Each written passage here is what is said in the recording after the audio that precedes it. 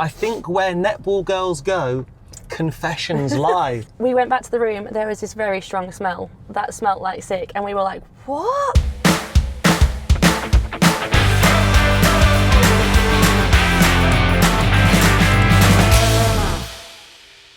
Hey there, I am looking for a Commonwealth Games gold medalist, ideally England captain. Do you happen to know anyone like that? Might be able to help you out. Come on in, Nat. Yes.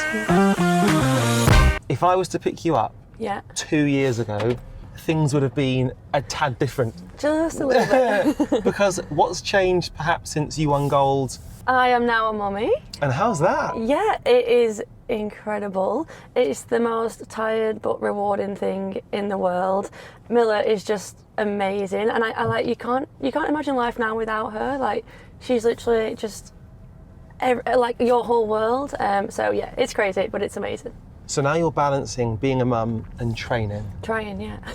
Is that a challenge? It definitely, yeah. I think for me, getting back into netball was something I was extremely passionate about, even as soon as I found out I was pregnant, to be honest. But yeah, I love the balance, I love the challenge of it, and to be honest, there's so many other mums out there who I looked up to when I was pregnant and knew I wanted to come back to the game. So yeah, it's amazing to be able to do both, and for Miller to be able to come to my games and watch and see mummy doing it is super special. I'm just going to chuck a sort of a really nerdy physiological question out there, because if you were a sprinter, you're running up and down in a single plane. Yeah.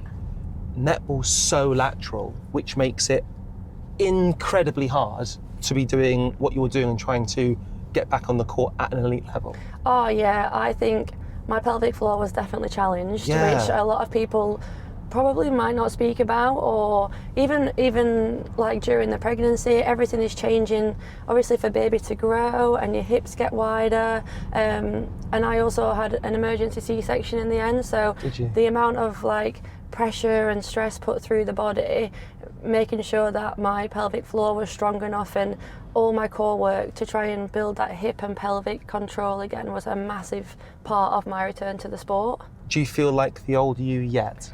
I feel closer to it every day, but it's also, a lot of mums talk about this, it's not necessarily being the old you, it's the new you, because your body, the body does change. Like, my hips are just wider now from having a baby, and my core is definitely still a little bit weaker, so I do have to pay a lot more attention to my hips and my core stability, which is super important to do, and I've had so much support in that area. But yeah, it's the new body and learning how to navigate that and work that, and it's kind of challenging but exciting as well.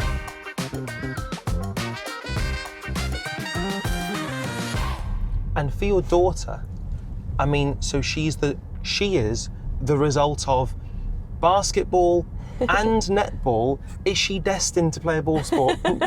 It's so funny because her first word was actually ball. No! We were like, you can't write it. It was hilarious. But yeah, I want Miller to grow up seeing mummy and daddy doing sport and seeing that the possibilities out there. I want her to grow up and love sport, enjoy the game. I think sport within schools is so important, and to keep active, not just from a physical element, but the skills it gives you working as part of a team. I think it's just so important for Miller to grow up with the accessibility to sport and what's around her. And from a funding perspective, have Sport England made a contributing factor towards it?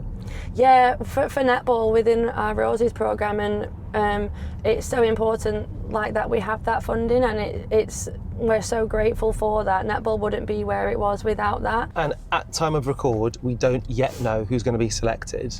No. What would it mean to you to be selected this time as a mum?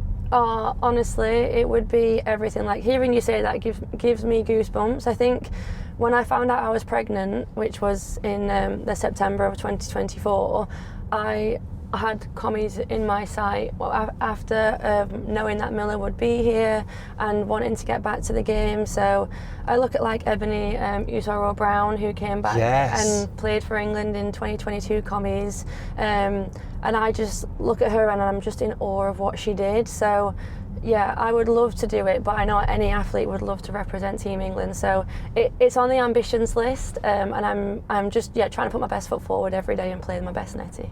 Do you know what's amazing is that, let's say it were to happen, it would sort of make headlines, but it sort of wouldn't. And what I mean by that is, it's nuts, but now you're seeing so many women actually doing it in so many different sports. It's kind of just becoming something that you can factor in as an elite athlete, which is incredible. Yeah, I love that you've said that. I think it's so important to young girls, future mums out there, to show that you can be a mum and return to the elite sport, no matter what sport it is.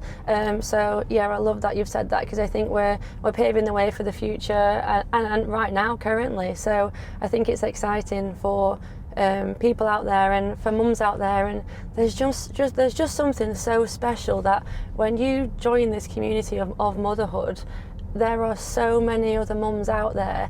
And prior to being a mum, I probably wasn't as like switched on and realising of that, and then joining this world of now becoming a mum, you're like, wow, like it's incredible, and I love nothing more than being a part of that community.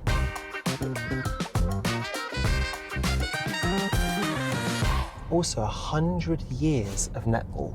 That is, I had no idea it was that old. Yeah. It's amazing. Like, you see video clips of back in the day when the game first started, and how even the netball kits changed, how the games changed. I think it's amazing, like, for the women that paved the way and started the game for us. Like, we would not be here today without those that have gone before us and put netball on the map. So we're so lucky for everything they did, getting netball out there, flying the flag for the game, and making it happen. So what does it mean to just represent Team England? Oh, honestly, it's amazing. I go back to 2018 when I first got picked to represent Team England. I can remember going to the changing rooms where you get to pick out your kit, and just going into this room with all the Team England logo there and seeing the other athletes. It was amazing to be part of that. For netball to be a part of the Commonwealth Games, it's so important for the sport as well, for the visibility, for youngsters to see us out there playing netball. It's so important, and I think for future people to see that netball is in the Commonwealth Games is super important.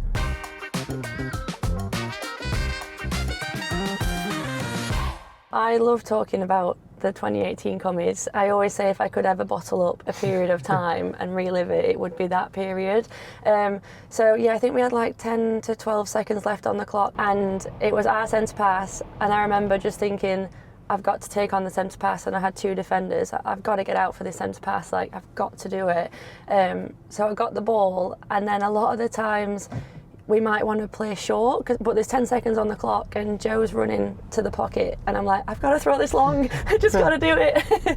So I throw a long ball, it lands in the pocket, and Tracy Neville, our coach at the time, would talk all the time about chase downs. So I'm trying to get the ball back from Joey, and we get it back on the circle edge. I just think, right, it's got to go in the circle. We've probably got about 5 seconds at this point. Joey gets it, and confident as ever, just turns to post, lets the ball fly. Luckily, it kind of went over the ring, which Helen got the rebound, and then we got that penalty pass or shot. And I remember just walking to the top of the circle with my hands on my head and being like, thinking we could win this game right now here. So yeah, to win in Australia against Australia in the way that we did was just sensational, and it was amazing to be part of that. I know you've been asked the question about the gold medal, rightfully so, many, many, many times before.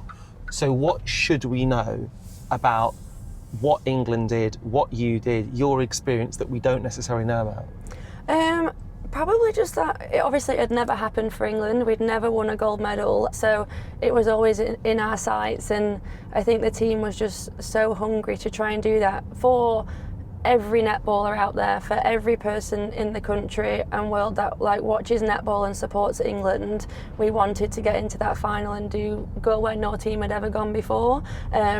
So for us, we were doing it for not just for ourselves but for everybody as well, and we felt the love from the nation and everyone really spurring us on to do that and get there.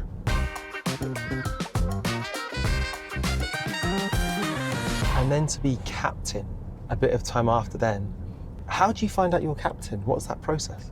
So I think I actually found out for Commonwealth Games in 2022 when Jess Thirlby, our coach, she did Zoom calls. We didn't know we were getting Zoom calls. We thought it was a phone call, and then she said, "Can you jump on Zoom?" And I'm like, "Oh God, I look an absolute idiot."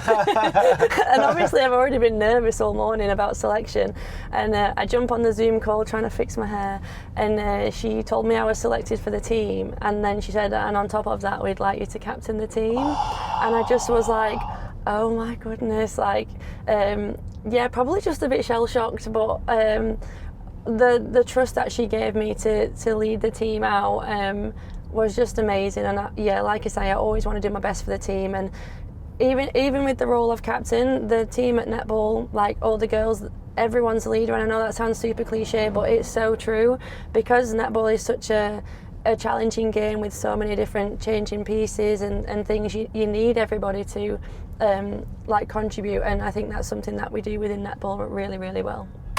I think where netball girls go, confessions lie. I probably do actually have a story I can share, which I don't actually know if it's been spoken about before. In 2018, this is probably a night or two before the semi-final. We had been out training, and we get back from training to our rooms, and I'm sharing with Helen, and our physio comes up to us and she's like, "There's been a report of someone being sick in yours and Helen's room." We went back to the room, there was this very strong smell that smelled like sick, and we were like, what? Like, what's going on? So Helen and I got summoned to the doctor's quarters, and Helen and I are just looking at each other like, "Have you been sick?" And she's like, "No." I was like, "I've not been sick." I was like, "You promise you've not been sick? It's okay, I won't be mad."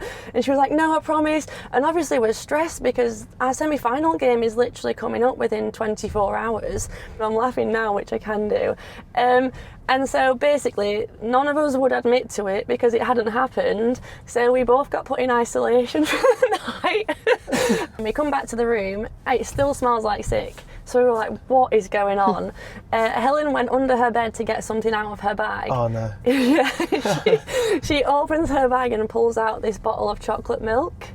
Oh!